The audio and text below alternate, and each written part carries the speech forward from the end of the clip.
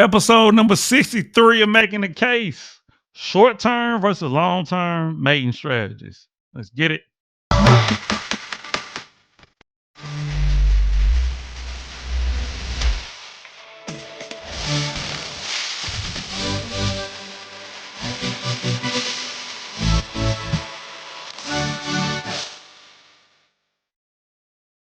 Hey, what's going on? Welcome back to another episode of Making the Case. Episode number 63. I am your host, none other than Dr. Jacob Isom, educator, speaker, author, entrepreneur, content creator, consultant, father, a little bit of everything. All right. Hey, I know I don't know how this looks. I know I got my hood on like I'm one of the kids because they always wear their hood, but I just didn't feel like taking it down. I won't have it on the whole episode. Don't worry about that. All right. So, hey, I got another special episode for you. We're talking about short term versus long term mating strategies. Hold on. Sorry. Let me take this. I usually don't do this. I know this is very unprofessional, but, um, all right. So we back at it. So we're talking about short term versus long term mating strategies. Now I feel like I've already done an episode over this. You can correct me if I'm wrong. Maybe I have, maybe I haven't. But anywho, we probably gonna go a little bit deeper anyway, even if I did.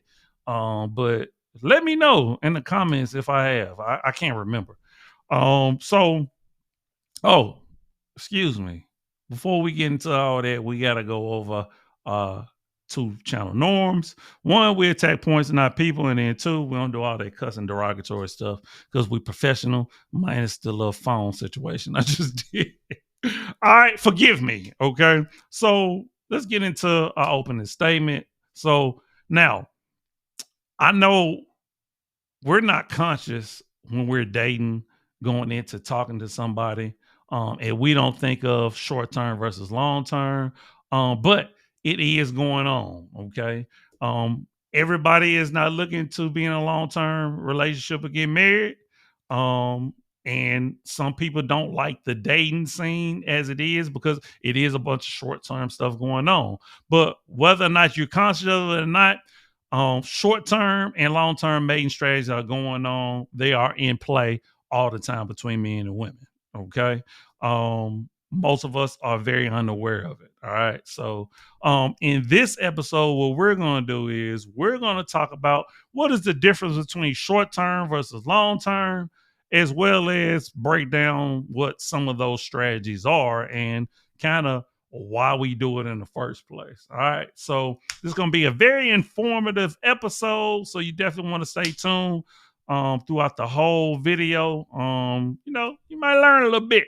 All right. So without further ado, we're going to get into our first piece of evidence. I think we got four pieces of evidence, but let's go ahead and get into our first piece of evidence.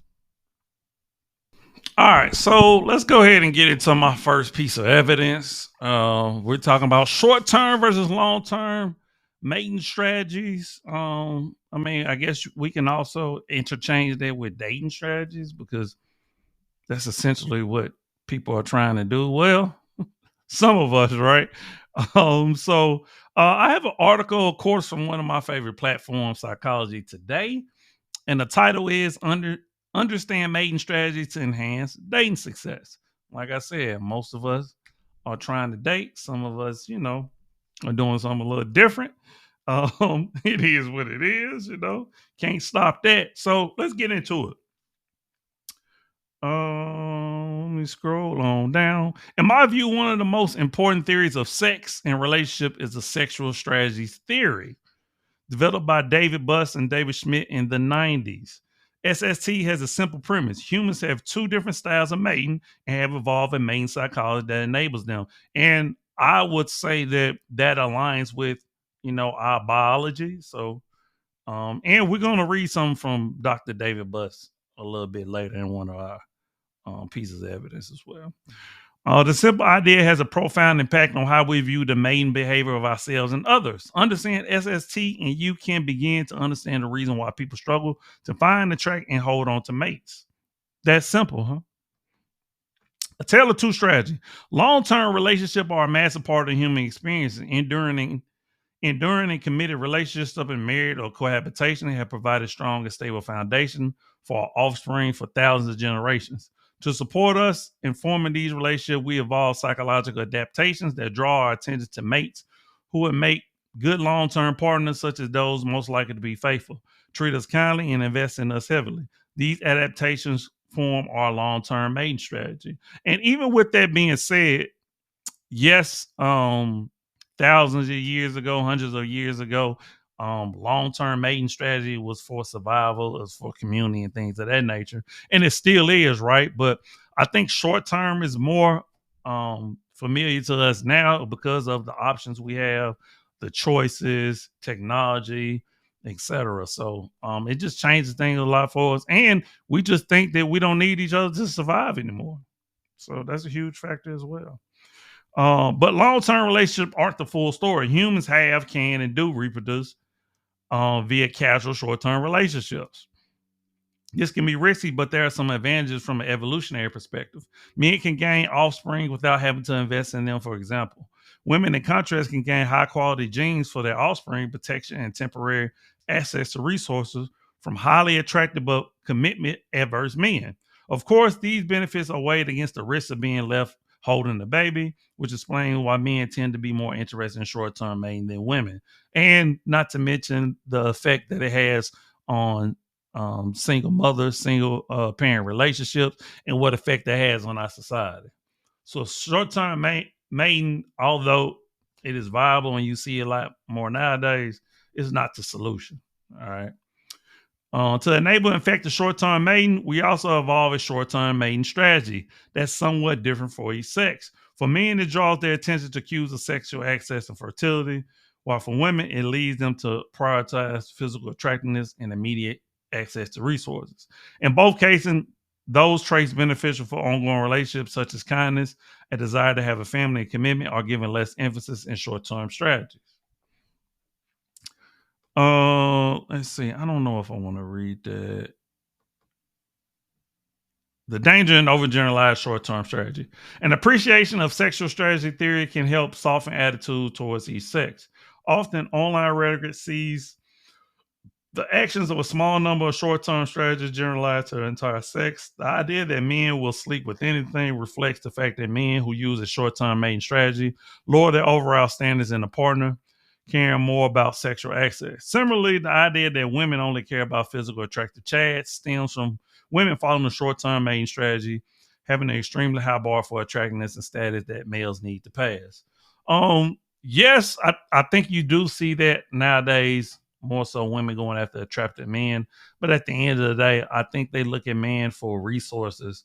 I think that's their top versus attractiveness based on kind of what you see. But to someone wanting to find a committed partner, drawing these conclusions about the other sex can lead to misconceptions and misunderstandings about the opposite sex and feeling that long-term relationships are a non-starter. But the reality is that these observations only apply in the context of short-term mating. People are much more concerned with having a well-rounded partner with good interpersonal traits if commitments are in the cards. That's true.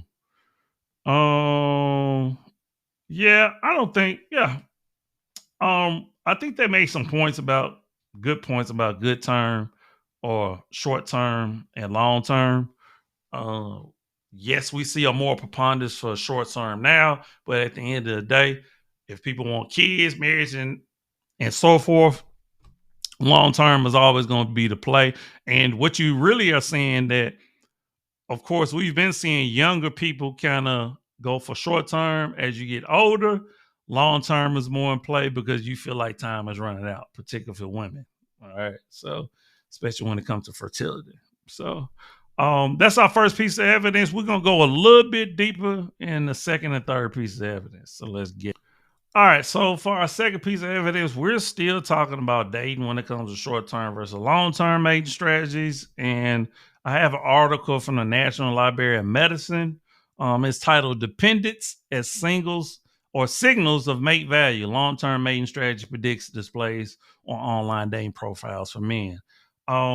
Of course, once again, this is a very long article. I'm just going to read the abstract because I think it really accomplishes what the article is about. So let's read it. I thought this would be interesting for you guys to hear.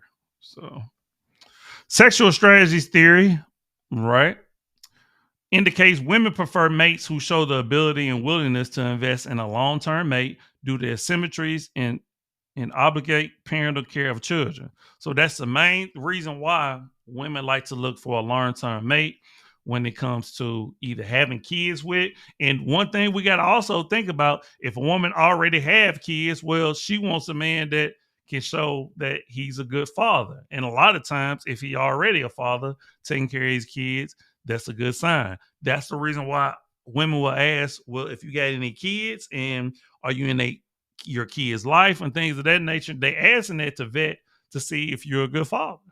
So makes sense.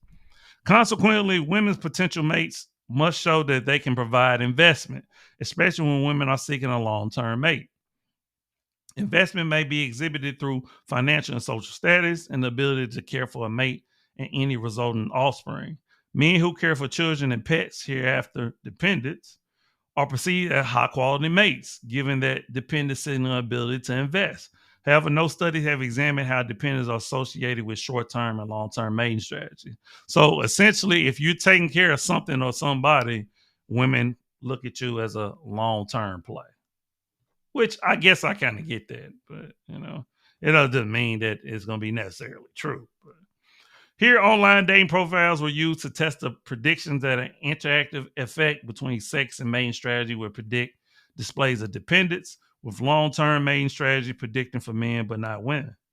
Moreover, this pattern should hold for all dependent types, and due to relative symmetries and required investment, differences will be strongest regarding displays of children and least and non-canine pets. As expected, men seeking long-term mate displayed dependence more than men seeking short-term mates. But both men and women seeking long-term mates displayed dependence similarly. This pattern was driven mostly by canine.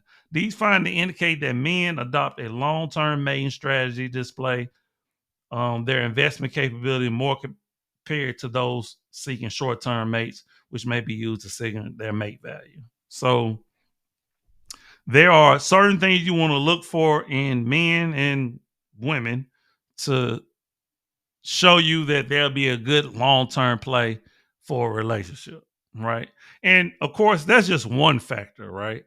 There's many other factors. And I think a lot of people will say, how close is someone with their family? Um, how often do they switch and change jobs? How reliable are they? So there's a lot of different factors that go into is this person good for a long-term situation? And it's one thing that I don't think we do enough when we're trying to vet for serious relationships or marriage and things of that nature.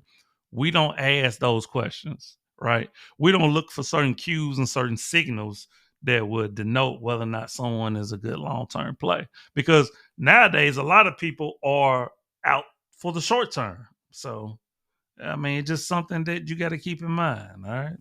All right. So that's the second piece of evidence. We're going to go even deeper with the third piece. We're going to look at some work from Dr. David Buss. All right. Let's get it. All right. So this is my third piece of evidence, and we're going to go to the source. So when we're talking about the expert on short-term and long-term mating strategies, no other than Dr. David Buss. And this is a piece that he wrote about human mating strategies. So let's get into it and see what he has to say. We're not going to read all of it because it's pretty long. So I do get certain sections I want to read to you.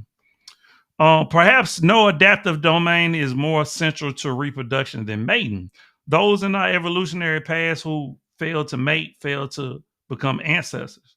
Modern humans are all descendants of a long and unbroken line of ancestors who succeeded in the complex and sometimes circuitous tasks involved in mating. As their descendants, modern humans have inherited the adaptations that led to the success of their ancestors.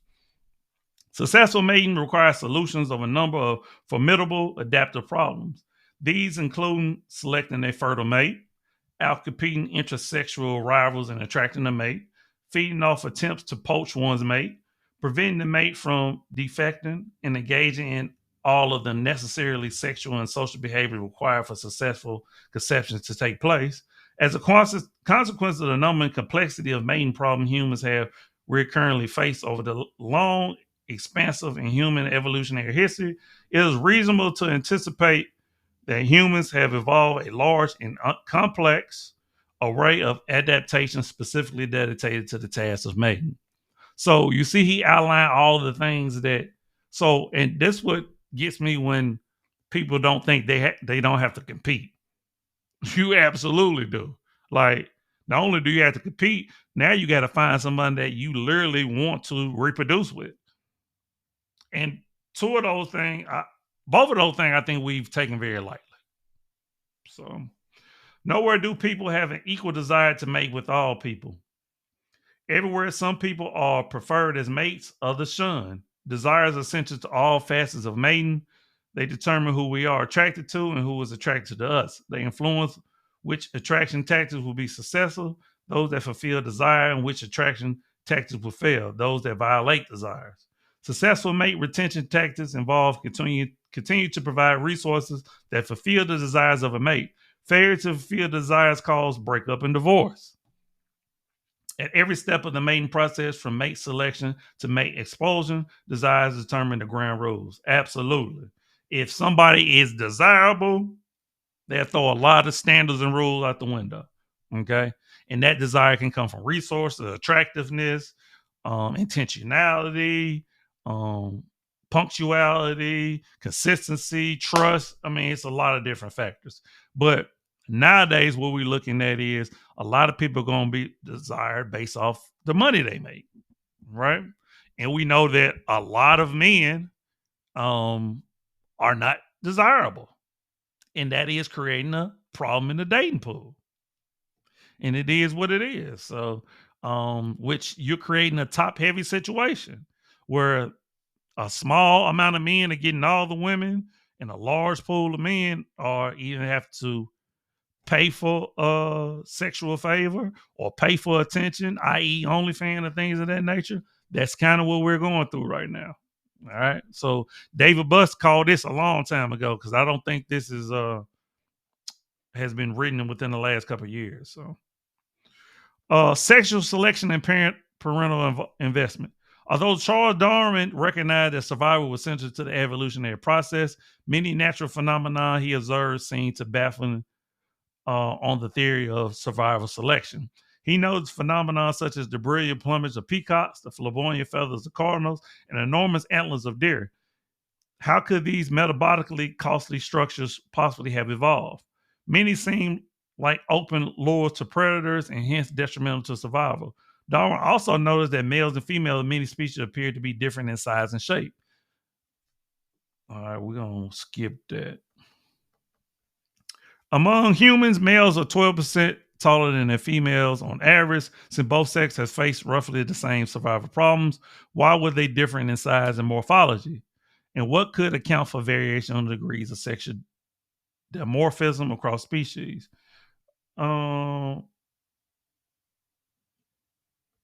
You know what? I'm going to go to something else that I saw. All right, here we go. Travers' theory of parental investment provides a powerful basis for predicting sex differences in the pursuit of short-term mating. Men, more than women, are predicted to have evolved a greater desire for casual sex. I don't think that's a surprise. Okay. The same act of sex that causes a woman to invest 9 months in pregnancy obligates the man to little or no investment. Over a 1 year period, an ancestral man who managed to have short-term sex with dozens of women will have caused many pregnancies, right? That's just a biological fact. An ancestral woman who had sex with a dozen men in the same year will produce only a single child. The reproductive benefits to men of short-term mating in some will have been a direct increase in offspring production. A married man with 2 children, for example, would have increased his reproductive success by 50% by one short-term copulation or affair that resulted in conception and birth. The empirical evidence for a sex difference in desire for short-term mating is extensive, supported by hundreds of scientific studies. So there's already been plenty of studies to show you why men short-term date versus women seek long-term, right? It's biological. And this is the reason why typically men do desire more than one woman. Now, is it fair? We understand we don't operate in fairness, but this is the reason. And what we've seen is a shift of women saying, you know what? I want to do what men do. I want a short term date. I want to date a whole bunch of people. This is messing things up. I'm just a messenger. All right. Let me see where I left off. When asked how many sex partners they were out there, like, men state that they were like 18 in their lifetime. Just 18? Whereas women on average 4.5, as shown in figure 4. These large sex differences have been replicated using different statistical methods of calculating central tendencies on samples diverse in age. Another psychological solution to the problem of gaining sexual access to a variety of partners is to let little time elapse between meeting a desired female and seeking sexual intercourse. The less time a man permits to elapse before seeking sexual intercourse, the larger the number of women he can succeed in copulating. In one study that has been statistically replicated, men and women rated how likely they would be to consent to sex with someone they viewed as desirable if they had known the person for only 1 hour, a day, a week, a month, and so on. Both men and women say they would probably have sex after knowing the desired potential mate for 5 years. That seems odd.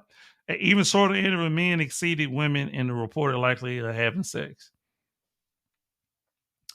In summary, it's quite apparent that men have evolved psychological mechanisms dedicated to solving the complex problem posed by success at short-term mating. These include the desire for sexual variety, the tendency to let little time elapse before seeking sexual intercourse, and the behavioral willingness to consent to sex with strangers. In addition, men appear to lower their standards dramatically in the context of short-term mating. Show a marked decrease in attraction to a sex partner immediately following sexual intercourse, what we call, excuse my language, post-nut clarity. Perhaps to facilitate a hasty post-copulation departure. Report exaggerating the depth of their feeling to gain sexual access, and report that they would have an extramarital affair if they do that no one would find out. Okay? So these all things that studies have shown, right? But all the things that we've heard, on YouTube and various podcasts and things of that nature. So none of this that is coming out is new, right? We've been knowing this about men. We've been knowing this, the difference between men and women when it comes to how they look at sex, how they view relationships, how they view marriage, etc. Right? So what we now have to do is we have to adapt and adjust. We have to start understanding men. We have to start understanding short-term versus long-term mating strategy, which is why I'm doing this episode. Okay. I can lead you to the water, but I can't make you drink it. All right. Hey, let's go on to our last piece of evidence and wrap this baby on up. Jonathan Haidt, the psychologist, he talks about sort of the trajectory of relationships and love. And what he says is that at the very beginning, there's a lot of passionate love and very low levels of what he calls companionate love. Companionate love is sort of like trust and knowledge of the other person. You don't know the other person. How could you? Passionate love is like, I want to be with them all the time. A lot of sexual attraction here. We got like the sparks are flying. And in every relationship, after a couple of years, you start to see a decline in the passionate love and an increase in the companionate love, which is why you'll see couples who are 70 years old.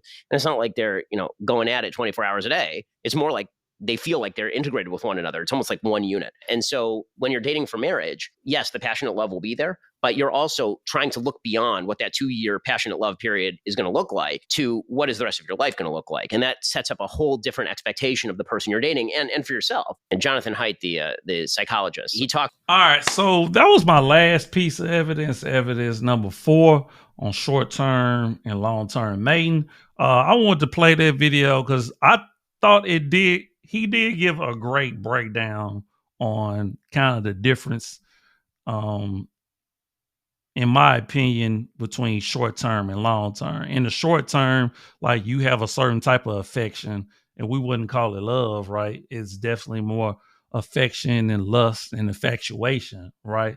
But eventually, as you grow, with each other and time progresses, like that love and admiration shifts. Well, really, that infatuation shifts to admiration, right? And shifts to love. So, and in order to maintain something long term, right, you have to be settled in your love and understand that yes, people are going to change. Yes, people are going to get on your nerves.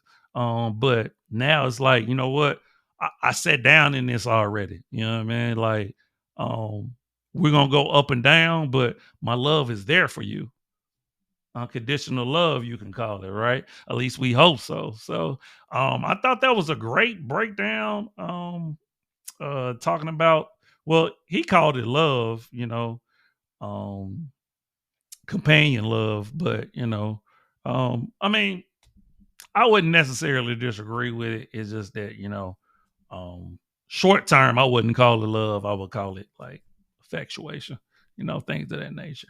But, there you have it. Episode number 63, short term versus long term mating strategy, man. Hopefully you took some from it that you can apply to your dating life or even your relationship.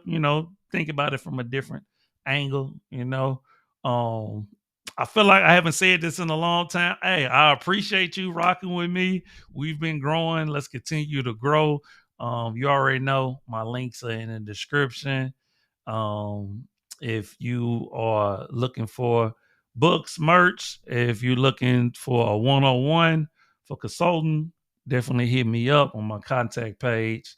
And then I'll get back to you as soon as possible. All right. So I am you, you are me. Love always, love eternal. Remember, the worst thing you can do is lie to yourself. And I think we made that case, baby. All right. Hey, deuces. One love.